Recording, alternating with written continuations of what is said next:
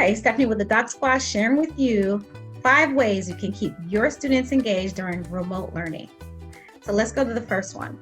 Let's start with the first one. The first one is actually student voice. So you'll notice that for 5 of the videos, with the exception of one actually, you're going to see a YouTube link, and that's going to give you the how-to do that actual thing. But I wanted to share with you that Flipgrid is an awesome mechanism of providing voice to your students. When students have an opportunity to come into the classroom in their authentic selves, give their perspective, share what they know, they're going to be truly engaged. So you want to try out Flipgrid. If you go to the YouTube link, you're going to find a video on how to use Flipgrid. And while we were studying and looking at intermittent novel study, we actually did a sample set. So you can take a look at that video. So now let's move on to the second one.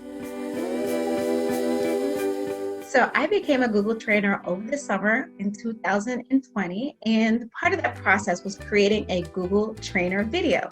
So that's the YouTube link, but part of the process of creating your video is doing a how-to. So my how-to included giving students information about Genius Hour and ensuring that they had an opportunity to have some peer-to-peer work going involved. So this is what we call choice. Genius Hour is amazing opportunity for your students to have a chance to decide what they want to study, and they research that from all different angles, use qualitative and quantitative research. So if you watch that trainer video, it'll kind of give you a foray into what Genius Hour is. So take a look at that one, and let's move on to our third way to engage students.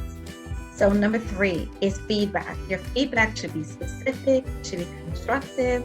It should provide students with more than just, you did a great job, kid.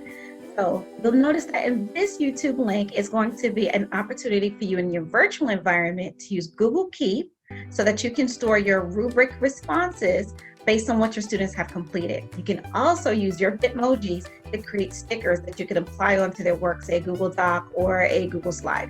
So very simple process, and we'll show you how to do that there. So again, your number 3 way to engage your students is to make sure that you're providing feedback so that they know they're on the right track, or they have an opportunity to figure out how they need to retool their work. So as a classroom teacher, an important facet for me when we're in brick and mortar is setting up a fabulous classroom environment. I love taking a theme. I'm one of those teachers that really does spend hours and weeks preparing my classroom, making everything color-coded and fun and on theme. So when you're in a virtual environment, you can do and bring in some of those elements too.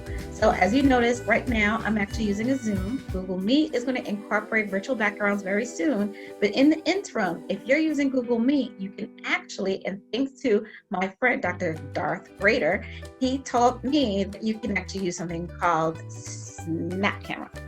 There it is. So this one doesn't have a link. You just have to go to your Chrome Web Store and take a look and look that up. But you can incorporate different fun filters and features until Google Meet actually incorporates that for themselves. So now our last one is coming up, number 5. For our last way to engage students, and it actually isn't the last, there are probably a slew of other ways to engage students, of course, but our final one and our stop today is going to be about climate, and you'll see a link to a video about SEL.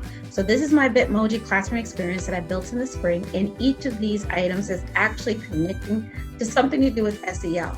So the flowers actually is a playlist of music on YouTube to help de-escalate. I have books also on my bookshelf for the students to read and articles to enjoy. And then on my TV, I have morning minutes. And on my screen for my little laptop, I have the SEL check-in list. So you'll notice that YouTube video is going to bring you into how you can use Google Forms to create an SEL experience for your students. And actually, based on how they're feeling, let's say angry or perhaps sad, is going to bring them to some content to help them deal with those emotions. Very applicable considering what we're going through right now.